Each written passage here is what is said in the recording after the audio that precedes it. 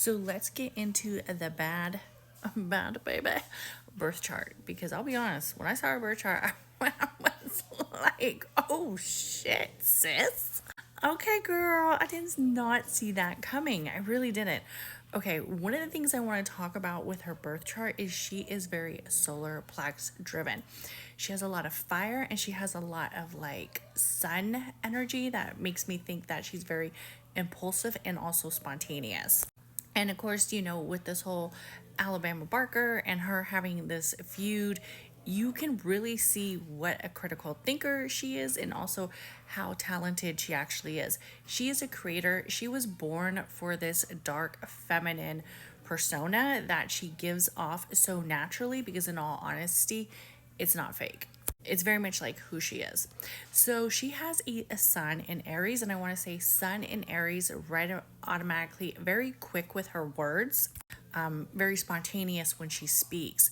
Also, with that sun in Aries, right in that energy of the eighth house, we see that a lot of that plays in areas of intimacy, passions, and also areas of influence, not just with her, but also wealth. And she has the ability to shift wealth.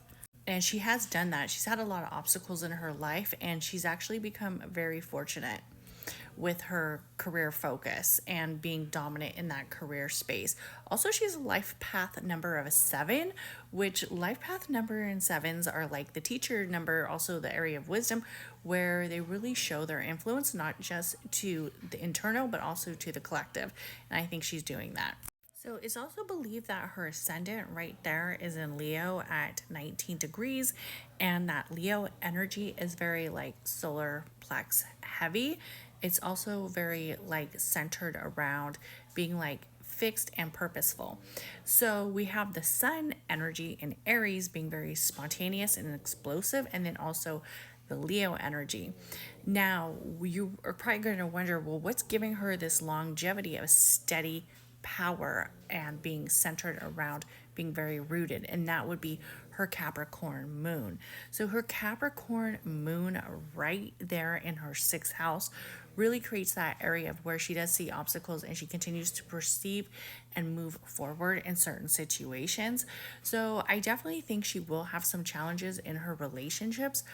And we've already seen those in the public. And one of the reasons why is because she has in her seventh house, it is ruled in the energy of Aquarius, where Aquariuses can like detach a little bit and also sometimes it can be kind of complicated. But she has a Venus in Aquarius. But not just that, when I'm talking about her dark energy as a whole, like really as long as she works on her energy of seeing what's right with her in the family circle, which I think she has for the most part, of taking care of her child and taking care of like certain situations that she's gone through, she could definitely continue to make lots of revenue in who she is as the energy of the feminine, because not just that, but she also has her true Lilith, dark Lilith, whatever you want to call it, also in Aries as well, which is her identity.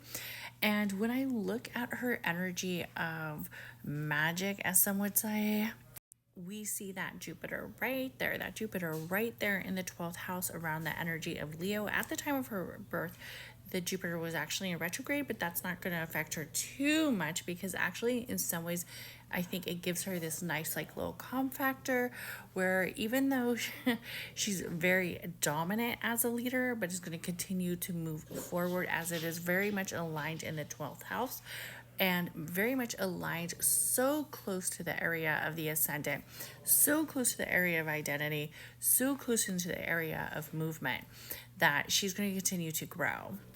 I also like the fact that she has a Mercury in Aries as well in the energy of the eighth house. Mercury as being the area of communication, how she's able to express herself, how people see her. And also, another thing that stands out to me is the Mars in Capricorn, which is centered all around the area of the fifth, which is about that creative process. So I really think she is a born creator. And another thing that also stands out to me is when we look at the 10th house, even though she has her fortune, but that's also known as the collective house of the money house and also the house of like possibly career.